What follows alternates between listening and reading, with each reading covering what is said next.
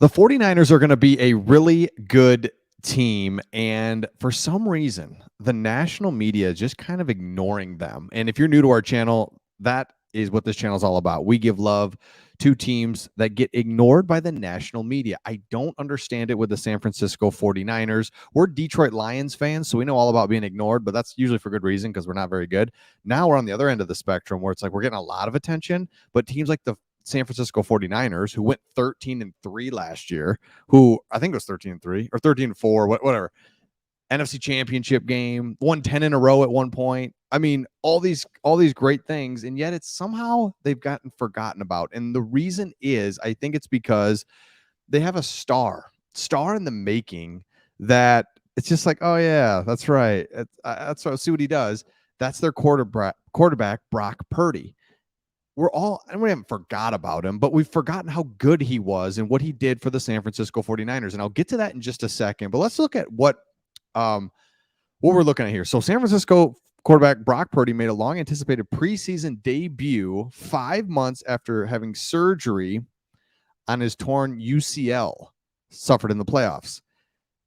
As a rookie sensation, looked almost perfect in his return to the field, appearing like he hasn't missed a step. So Kyle Shanahan said, I thought he did real good, all the plays he had to make. I don't think he had a bad one. This guy is unbelievable. And we've not forgotten about Brock Purdy. We've just forgotten how good he was and what he meant to the San Francisco 49ers, a team that was already pretty good, right? But you bring him in. Remember, the 49ers start off the season 3-4. It's kind of rocky. Not sure what's going to happen. Then the next thing you know, they win 10 games in a row. And those final 5 games were Brock Purdy. And what he allowed for the San Francisco 49ers was a real nice balanced attack. I mean, they were well balanced and really dominant, really, on offense. Finished 5th in total offense with 365 yards per game, 6th in scoring, averaging 27 points per game, while also finishing 1st in the league in the plus-minus differential with a plus 173. On defense, they were dominant. It's like, okay, so hey, everybody, you got Brock Purdy returns, looks great, everything's good, but for a minute there, they didn't know if he's going to be out for 6 months, a year, what that looked like, what his injury was going to be. Brock Purdy, remember, it's Jimmy Garoppolo, then it's Trey Lance. It's like kind of figuring it out. And there was always this like 49ers don't have a quarterback, or who's their quarterback, or what's that going to look like? And I get it, right? Because Garoppolo was injured, Lance was injured. What's going on? Who are we going to go with? And then Purdy comes in and gives them just such a good, balanced attack. That is the perfect word. And then Kyle Shanahan, I don't want to say dumbs down the playbook. That's not it, but he makes it so manageable. And you see this, and I've noticed this as being a Detroit Lions fan with Aaron Rodgers. Aaron Rodgers wants to just hero ball, play it big, and it's cost him here in these last few years of his career. And he's still really good. I get it. But what I'm trying to say is Brock Purdy plays within the offense, takes what the defense gives him. Everyone, it's so cliche and so boring, but it's so true. Take what the defense gives you. You got CMC now. You got all the players. Defense stays dominant. I'm not going to make mistakes. Little play action rollout. I mean, all the stuff that you dream of, Brock Purdy can do it. So when I say that we're forgetting about him, it was like, as a rookie, crazy, 7th rounder. I don't know. It's crazy. Their defense is really good, I guess. I don't know. That's why San Fran. And then he gets injured, and you kind of forget about him. He's back. He's healthy.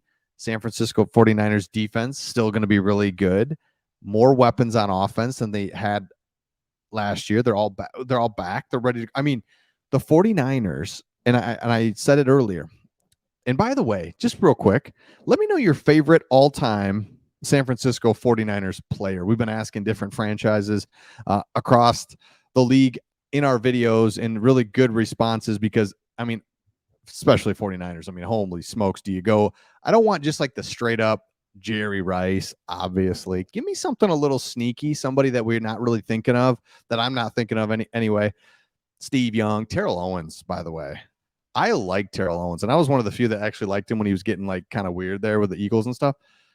Terrell Owens, give me something. Give me somebody. Rich history with the 49ers. I've always just liked the 49ers, especially back in the 90s when it was Niners, Cowboys, and all that stuff. So anyway, back where I was going with it.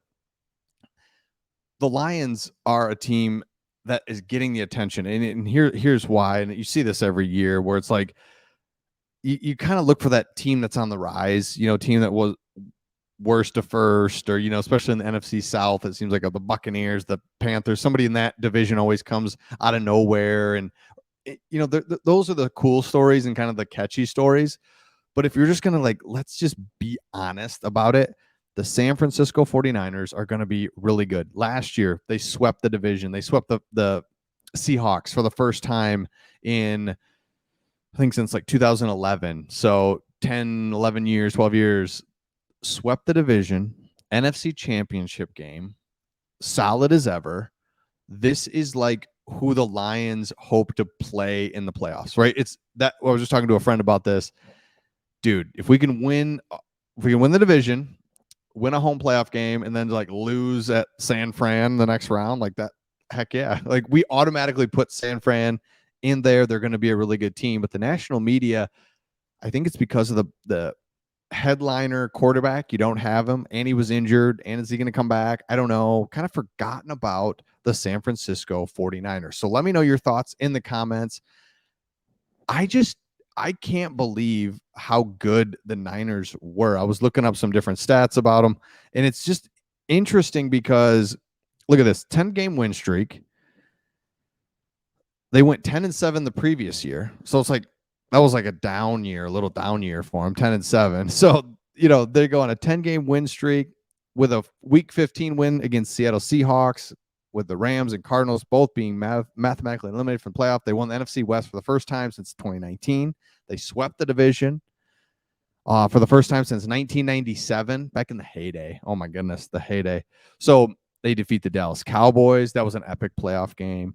And then lost to the Eagles. Eagles were good. We get that. But didn't have the quarterback. It's just, oh, my gosh. So the 49ers are going to be good. They have a star in the making. A mini Tom Brady. Tom Brady's not fast. He's not athletic. He's not all these things. What does he do? He makes plays, 6-yard pass, 7-yard pass, moves the chains, safe, right? Boring stuff. He's not Lamar Jackson, but it gets done. You've got the great defense. Great defense that